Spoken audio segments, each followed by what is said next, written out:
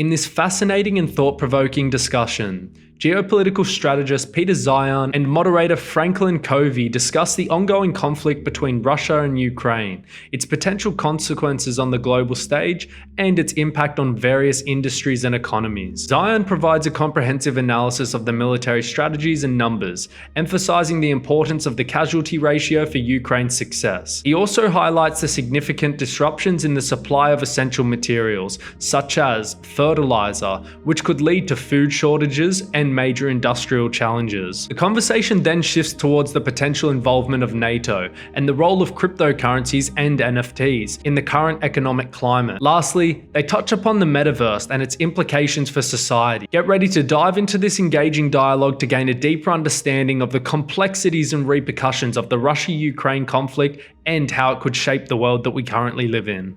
What should we expect to happen in the coming weeks and months, not just with Russians and Ukrainians, but how it impacts the rest of us? Is NATO going to get sucked into this? What is China going to do? What is India going to do or not going to do? You hear that Japan has now just gone to the UN and said, we're not going to tolerate it. Are they really like saber rattling, or do they have serious intent to help? Look into your crystal ball, my friend. What's going to happen? I was counting. I think that was 18 questions. Let me do my best. Answer them all. All right, let's start with the straightforward bit. The Russians massively outnumber the Ukrainians, and they have a lot more men to lose, and they have a lot higher tolerance for casualties. So the 2 or 3 to 1 ratio that the Ukrainians have been inflicting on the Russians in terms of casualty ratios is wildly insufficient if the Ukrainians are going to win. They need to achieve a series of mass fatality events that kills at least minimum 500,000 Russian troops in a very short period of time. That is very difficult to do. They also, because of the numbers disconnect, can only win if they win on quality and, above all, mobility. And they haven't been able to do that this winter because it has been freakishly warm in Ukraine all winter. The ground never froze solid. It's still about 40 degrees today on the 1st of February in Kiev. And that means that all of the fields are not frozen solid, they're mud. And the Ukrainians can't maneuver in the mud, so they can't use their superior mobility in order to encircle, cut off, and dice up the Russian troops. This is buying the Russians times to reinforce. They've started a second, what's the word I'm looking for here? Mobilization. And by the time we get to May 1, which will be spring and mud season will be over, the Ukrainians will have more troops with more training and better equipment, but the Russians will have thrown an extra 500,000 men into the fight. So we're going to find out very, very soon, certainly before the end of June, which of these battle strategies is going to be more effective. And the numbers absolutely favor the Russians, because remember, unless the Ukrainians can inflict 8 to 1 casualty ratios, they still lose. But if they can pull that off and completely break Russian military power, then it's game on. We will know by mid-June just who's going to win this war.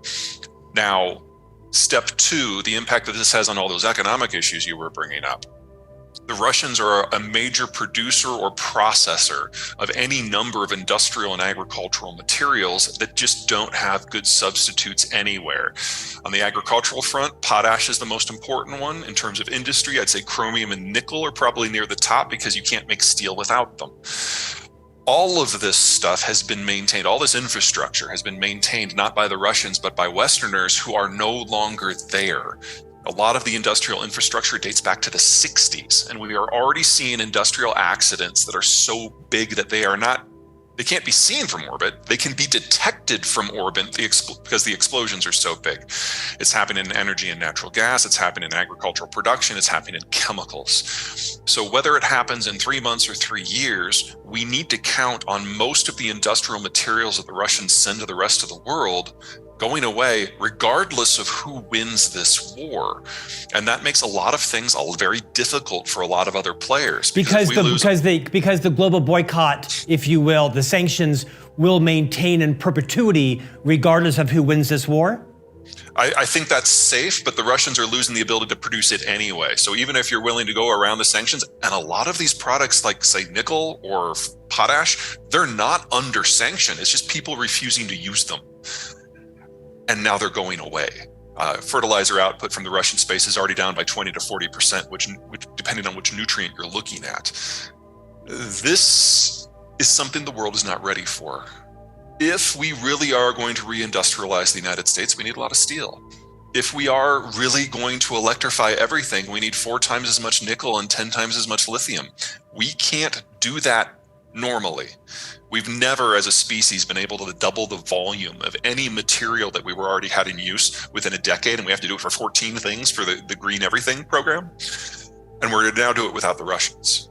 So we are looking at significant corporate breaks in terms of the supply for a lot of basic materials. The ones I'm most concerned about by far are those fertilizer materials. We were very lucky in 2022. Farmers the world over had great weather, and everyone had a backup fertilizer supply in their back pocket. That's gone. And Mother Nature is never that nice 2 years in a row. So this is probably the beginning of a significant year of food shortages on top of the industrial shortages. Peter, is the world going to allow is the world going to allow Russia to win the war with Ukraine? Not according to the US president, by the way.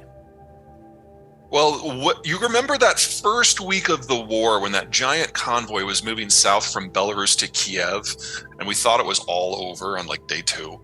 And then on day 4, it stopped because they forgot fuel. And on day 7, all the soldiers walked back to Belarus because they also forgot food. Everyone I know in NATO kind of came to the same conclusion that the Russians don't know how to fight. It's not that they've forgotten the lessons of the Soviet period, it's they've forgotten the lessons of the Tsar. They're almost starting from scratch. And if you put NATO up against the Russians directly, you're going to get 1,000 to 1 casualty ratios. And that made no one happy. Because if the Russians can win in Ukraine, we know they're coming for Poland and Estonia and Latvia and Lithuania and Romania, and those are NATO countries. But they're not. They're not coming across those countries. NATO isn't going to allow that. Ukraine's not a NATO member. But if we get that, if Ukraine loses, and we get that head-to-head Russian-NATO fight, we know we will wipe the floor with them. But the Russians see this as a fight for their existential existence. Yeah. And they will use every card they have. And the Russians see that, or Putin sees that? The Russians. There have not been protests in Russia, not just because the propaganda has dug into the Russians. He has more support than the West thinks he does. A lot more. There's not a challenge to him from within. And if you think back to the first mobilization, 1 million men fled the country. There were no protests. The Russians are broadly in favor of the war. They would just prefer not to fight in it. How much money did you invest today in cryptocurrency? -0. Talk to us about the sustainability of the crypto markets. Let me hit this from a slightly different angle, knowing that I'm just going to get a lot of hate mail no matter what I say. We have been living in a capital bubble for the last 10 years because the baby boomers, kids have moved out, but they hadn't yet retired. And that put a lot of money in a lot of things and a lot of things to happen at a faster speed than they would have otherwise. And whenever you have a big capital bulge, a lot of strange stuff happens. The last big capital bulge gave us the financial crisis and subprime. Before that, we had the economic expansion that led to the oil shocks. I see crypto is wrapped up in this bubble. And now that the money is going away and crypto has to stand on its own, it's failing. It's failed and kind of come back and find its place. It's now like a pariah currency, or it'll find its right mix amongst our lives. I don't see any use case for crypto whatsoever. I detect some ambiguity with that. Can you clarify your statement there? It has no use case. It has no value. It is no store of value. It is not used in exchange. It won't be used in exchange. It can't supplement for a currency. Every case that has been put out there for why crypto should exist has already failed. And really, we just got the zealots out there now, and they are now going to all send me hate mail. What is the last NFT you bought? I gotta say, I was kind of curious about those Trump ones that came out, but no, I am not an NFT guy. Talk to us about the metaverse. Oh my God. Yeah, sorry, I'm not a creeper. I think it's more deep than that. Tell me, Thanks for the levity. To conclude and summarize what we just heard, the discussion between Peter Zeihan and Franklin Covey has shed light on the complexities of the Russia-Ukraine conflict, revealing its far-reaching implications, not only for the countries directly involved, but also for the global community. The conversation has highlighted the challenges faced by Ukraine in terms of military strategy and the potential involvement of NATO. Additionally, the discussion has emphasized the repercussions of the conflict on key industries, such as agriculture and energy, which could lead to worldwide shortages and economic turbulence. Furthermore, we've delved into the controversial world of cryptocurrencies and NFTs, questioning their practical applications and sustainability in the current economic climate. Lastly, the conversation has touched upon the intriguing concept of the metaverse and its potential impact on society. Overall, this engaging discussion offers valuable insights into the geopolitical landscape and encourages us to consider the many factors that could reshape the world as we know it.